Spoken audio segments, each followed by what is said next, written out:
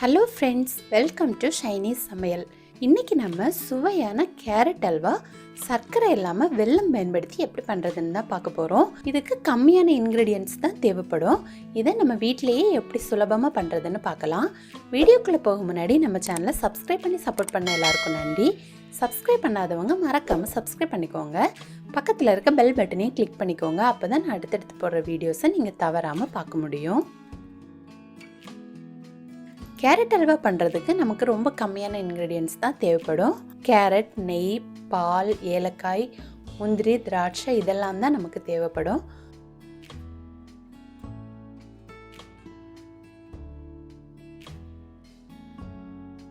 அல்வா பண்ணுறதுக்காக நான் இன்றைக்கி 1 கிலோ கேரட் எடுத்திருக்கேன்.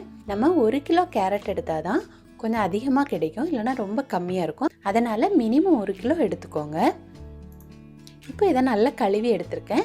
கழுவி எடுத்ததுக்கப்புறமா ஒரு பீலர் வச்சு இதோட தோலை ரிமூவ் பண்ணிடுங்க.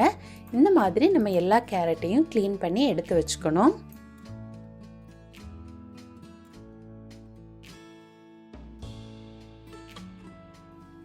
இப்போ நான் எல்லா கேரட்டும் க்ளீன் பண்ணி எடுத்து வச்சாச்சு. அடுத்து இதை ஒரு கிரேட்டரில் எடுத்து நம்ம துருவி எடுத்துக்கலாம். உங்களுக்கு கேரட் அல்வாவில் கேரட் ரொம்ப சின்னதாக இருக்கணும்னா நீங்கள் சின்ன ஹோல் இருக்கிற கிரேட்டரில் துருவி எடுத்துக்கோங்க. நான் கொஞ்சம் மீடியம் ஹோல் இருக்கிற கிரேட்டரில் துருவி எடுத்துக்க போகிறேன். அப்போ தான் அந்த கேரட்டோட டேஸ்ட்டும் இதுக்கு ரொம்ப நல்லாயிருக்கும். நீங்கள் சின்னதாக வேணும்னா சின்னதாக துருவி எடுத்துக்கோங்க. இப்போது நான் எல்லாமே துருவி எடுத்துட்டேன். அடுத்து ஒரு கடாய் எடுத்து அதில் 1 டீஸ்பூன் அளவு நெய் சேர்த்துக்கலாம். நெய் சூடான அப்புறமா நம்ம எடுத்து வச்சுருக்க 1 டேபிள் ஸ்பூன் முந்திரி பருப்பை சேர்த்து நல்லா வறுத்து எடுத்துக்கலாம்.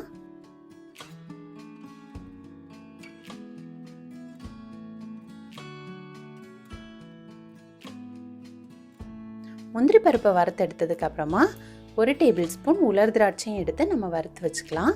இதில் நீங்கள் பாதாம், பிஸ்தா கூட சேர்த்துக்கலாம். அதெல்லாம் உங்கள் விருப்பம்தான்.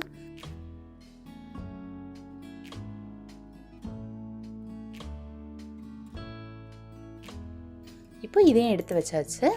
அடுத்து அதே எண்ணெயில் நம்ம துருவி வச்சுருக்க கேரட்டை எடுத்து நல்லா வதக்கி எடுத்துக்கணும்.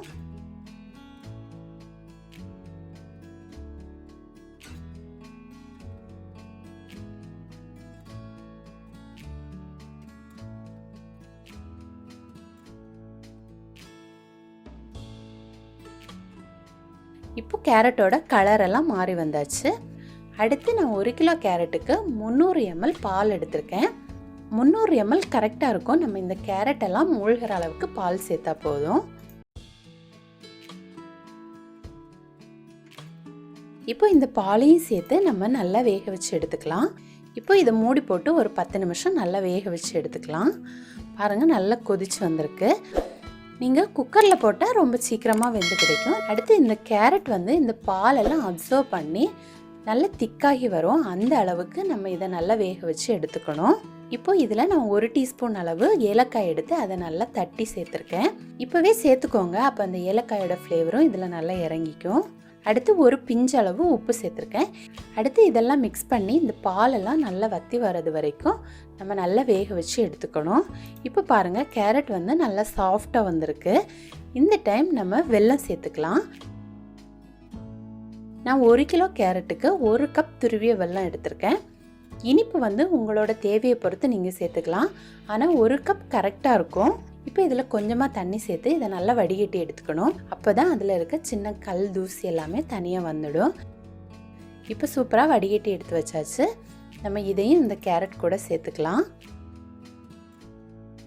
இப்போ இந்த வெல்லமை சேர்த்து நம்ம நல்லா மிக்ஸ் பண்ணி எடுத்துக்கணும். வெல்லத்தில் இனிப்பு அதிகமாக இருக்கிறதுனால நம்ம கம்மியாக சேர்த்தாலுமே கரெக்டாக இருக்கும். உங்களுக்கு இனிப்பு தேவைப்படும்னா நீங்கள் எக்ஸ்ட்ரா கூட சேர்த்துக்கலாம். அடுத்து இந்த வெல்லமும் இந்த கேரட் கூட சேர்ந்து நல்லா வற்றி வரணும். இப்போ கொஞ்சம் திக்காகி வந்திருக்கு. இந்த டைம் நம்ம 1 டேபிள் ஸ்பூன் அளவுக்கு நெய் சேர்த்தா போதும். இந்த கேரட் அல்வாவுக்கு நம்ம ரொம்ப நெய் சேர்க்கணும்னு தேவையில்லை. 2 அல்லது 3 டேபிள் ஸ்பூன் நெய் கரெக்டாக இருக்கும். நான் இப்போ 1 டேபிள் ஸ்பூன் அளவு நெய் சேர்த்துக்கிறேன். கூடவே நம்ம நெய்யில் வறுத்து வச்சுருக்க முந்திரி பருப்பு, உலர் திராட்சை எல்லாம் சேர்த்து நல்லா மிக்ஸ் பண்ணி எடுத்துக்கணும். இப்போவே கொஞ்சம் திக்காகி வந்திருக்கு. இதில் கொஞ்சமாக ஈரப்பதம் இல்லாத மாதிரி நம்ம நல்லா மிக்ஸ் பண்ணி எடுத்துக்கணும். அப்போ தான் கேரட் அல்வா 2 நாள் ஆனாலும் கெட்டு போகாது. நம்ம 2 டேபிள் ஸ்பூன் நெய் எடுத்து வச்சுருந்தோம். அதில் மீதி இருக்க நெய் எல்லாமே கடைசியாக சேர்த்து நல்லா மிக்ஸ் பண்ணி எடுத்துக்கோங்க. நம்ம வெல்லத்தை வடிகட்டி சேர்த்துருக்கதால அந்த தண்ணியும் நல்லா கேரட் கூட அப்சர்வ் ஆகி நமக்கு திக்காகி வரணும். அப்போ தான் அல்வா சூப்பராக இருக்கும். இப்போ பாருங்கள், சைடில் தண்ணி எதுவுமே நமக்கு விடலை. நம்ம சேர்த்துருக்க நெய் மட்டும்தான் லைட்டாக வெளியில் வந்திருக்கு. இந்த நெய் வெளியில் வர தொடங்கும் போது நம்ம அல்வாவை எடுத்துடலாம். இப்போ பாருங்கள், நல்லா திக்காகி வந்திருக்கு. இப்போ நமக்கு சூப்பரான கேரட் அல்வா ரெடி ஆகிடுச்சு. இந்த கேரட் அல்வா கூட நீங்கள் ஐஸ்கிரீம் வச்சு கூட சர்வ் பண்ணிக்கலாம். ரொம்ப டேஸ்ட்டாக இருக்கும். நம்ம வெல்லம் சேர்த்து பண்ணியிருப்போம், ஆனால் ரொம்ப டேஸ்ட்டாக இருக்கும். ரொம்ப சூப்பரான இந்த ரெசிபியை நீங்களும் கட்டாயம் ட்ரை பண்ணி பாருங்கள். ட்ரை பண்ணி பார்த்துட்டு எப்படி இருந்துச்சுன்னு உங்களோட கமெண்ட்ஸும் மறக்காமல் சொல்லுங்கள். இந்த வீடியோ உங்களுக்கு பிடிச்சிருந்தனா சைனீஸ் சமையலை மறக்காமல் சப்ஸ்கிரைப் பண்ணிக்கோங்க. தேங்க்யூ.